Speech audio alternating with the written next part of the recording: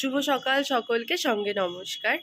তো আজকে আমাদের নতুন বছরের প্রথম সানডে, 2026-এর প্রথম সানডে। আজকে 4 তারিখ, 4 জানুয়ারি।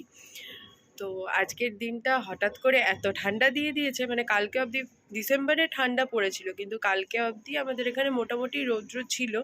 খুব একটা মানে ঠান্ডা ফিল হচ্ছিল না, যেমন শীতের দিনে ঠান্ডা থাকে তেমন।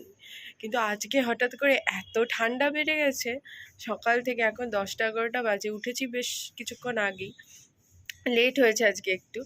তো দেখছি যে এখনও মানে কোনো রৌদ্রের তো কোনো আভাসই নেই, আর মানে ঠান্ডাটাও ভীষণ লেভেলের চলছে। তো আজকে বাড়িতে কিছু লোকের আসার কথা আছে, বিকেলবেলা আমাদের রিলেটিভসরা আসছে, আর দিদারাও আসবে আজকে, দিদা মাসিমণি এরা দুপুরবেলা আসবে। তো খুব মজায় কাটবে দিনটা আশা করছি। আমার দিদিদেরও আসার কথা আছে, জানি না দিদিরা আসবে কি আমরা যাব। তো আপাতত চলো ব্লগটা কন্টিনিউ করি, আর যা যা ঘটবে সে তো তোমাদের সাথে শেয়ার করবই। আর একটা রেজলিউশনও নিয়েছি এই বছর, আমি ব্লগে খুব ইরেগুলার, মানে একটা দিতাম, ইরেগুলার ছিলাম রাদার বলা ভালো, বাট এখন থেকে রেগুলার হওয়ার চেষ্টা করছি। আর ছোট ছোট যা যা মানে সারাদিনে হচ্ছে সেগুলো তোমাদের সাথে শেয়ার করবো। চলো।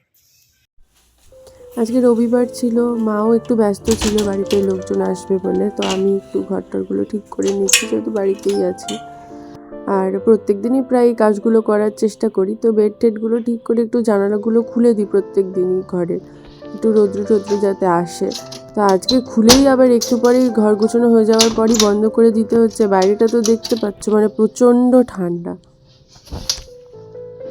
সমস্ত বেডগুলো ক্লিন করা হয়ে গেছে। এবার সামনের বসার ঘরটার ডিভাইনের চাদরটা একটু চেঞ্জ করবার পালা। যদিও বেশি দিন হয়নি, তবুও গেস্ট আসছে শুনলে মনে হয় যে একটু সব কিছু পরিষ্কার করে একটু নতুন কিছু পেতে রাখি। আর কার্টেন আর বেড কভার চেঞ্জ করলে না একটা মনের থেকে শান্তি হয় আমার। জানি না তোমাদেরও হয় কিনা, কমেন্ট করে জানিও। আর এর মধ্যেই দিদা চলে এসছে, তো আমি একটু ছাদের যে ফুল গাছগুলো আছে ওগুলো দেখাতে দিদাকে নিয়ে গেছিলাম। আর দিদাদের আর আমাদের বাড়ি খুব একটা দূর নয়। তো দিদা আজকে গল্প করছিল যে চারপাশের পরিবেশটা কতটা অন্যরকম হয়ে গেছে। আগে যখন আসতো চারপাশে এত ফ্ল্যাট বা কিছুই ছিল না, আর এখন চারিদিকে ফ্ল্যাট। আজকে সকালবেলা ব্রেকফাস্টে ছিল মটরশুঁটির কচুরি, আমার খুব ফেভারিট। আর এখন যে অংশটা দেখছো সেটা বিকেলের, যখন পিসে মশাই, দিদি, জামাইবাবু, ওদের দুটো পুচকে আর দাদা ভাই আর জামাইবাবুর মা বাবা মানে মেসো মশাই মাসিমা এসেছিলেন। তো খুব মজা করেছি অনেক দিন পর। এর আগে একবার এসেছিলো, তখন এই পুচকেটা একদম ছোট ছিল, and most probably I was in class 10 then, and my board exam was going on. তো ওরা বেঙ্গল সাফারি গেছিলো, আমি কোনো কিছুতে ওদের সাথে সেই রকমভাবে পার্টিসিপেট করতে পারিনি। তো সেটার একটা আক্ষেপ ছিল, but this time it was a lit, মানে আমি খুব মজা করেছি। আর এরপরই দিদি আর জিজু মিলে আমাদের সবাইকে ডিনারে নিয়ে গেল, খুব মজা করলাম আবারও।